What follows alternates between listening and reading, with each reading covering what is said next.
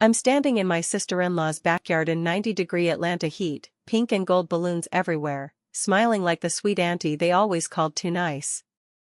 I'm pouring my specialized tea into little plastic cups, one by one, telling every single woman who bullied me for 10 years. Drink up, baby, it's my mama's recipe.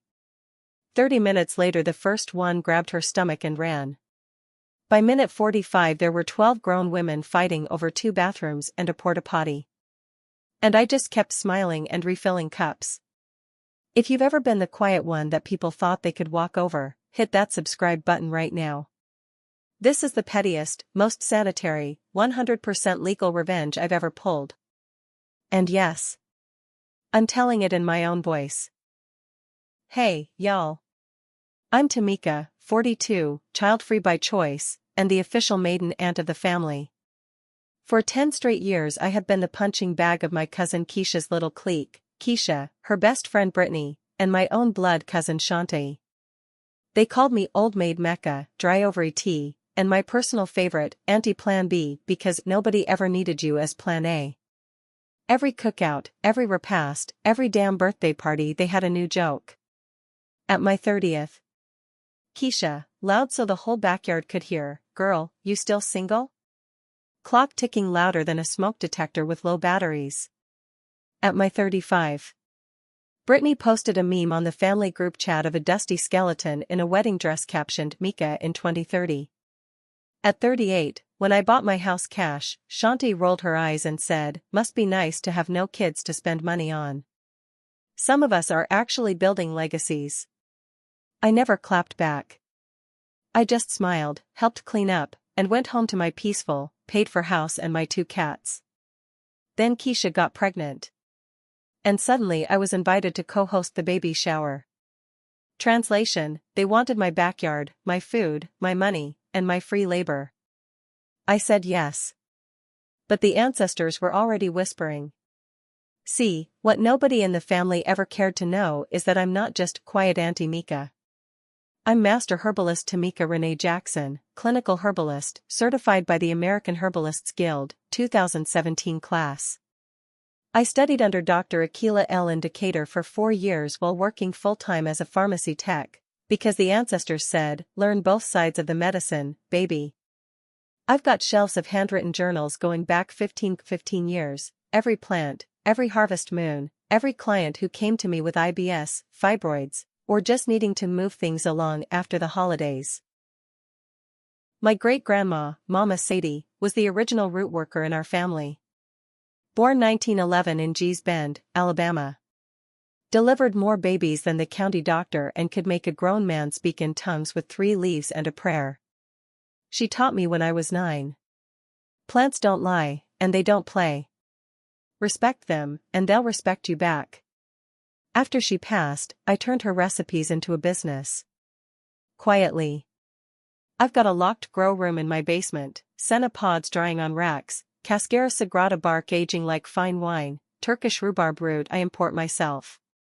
My Gentle Cleanse No. 9 is famous on 3 natural health forums. People call it the truth serum because it don't ask permission, it just opens the floodgates.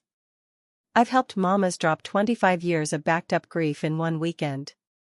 I've had doctors refer patients to me on the low because Miralax stopped working. I've got 5-star reviews that say things like I saw Jesus and my 3rd-grade teacher in the same toilet bowl.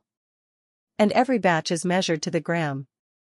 I know exactly how much senna gives you a polite nudge, and how much sends you sprinting like Usain Bolt with his pants on fire. So when Keisha and them spent a decade telling me I was empty, dry, useless, I heard Mama Sadie's voice clear as day. Empty vessels make the most noise, baby.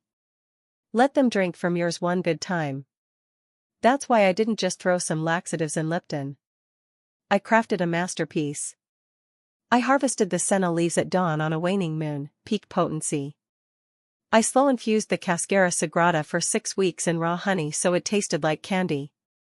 I added a touch of peppermint and ginger so nobody would suspect a thing. I tested the blend on myself first, 45 minutes on the dot, smooth exit, no cramps.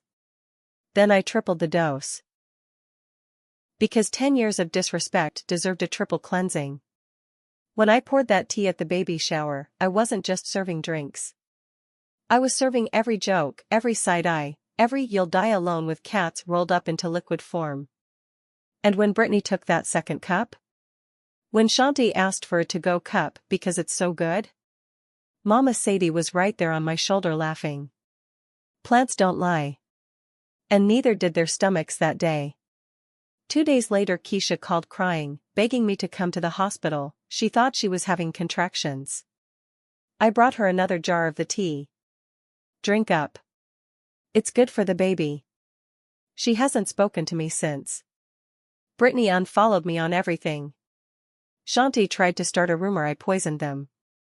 I posted the ingredient list on my private story: 100% organic herbs, FDA compliant, sold 3,000 jars last year. The rumor died quick. And me? I'm still child-free, still peaceful, still drinking my regular peppermint tea every night.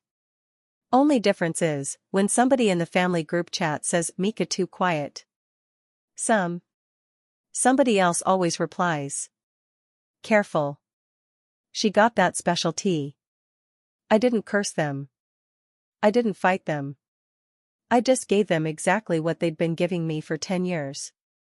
Something hard to stomach. That's my special tea baby shower story. If it made you cackle and say "yes ma'am," hit that like button, subscribe, turn on the bell. In the comments tell me the pettiest, most sanitary thing you've ever done to a bully. I always read every last one.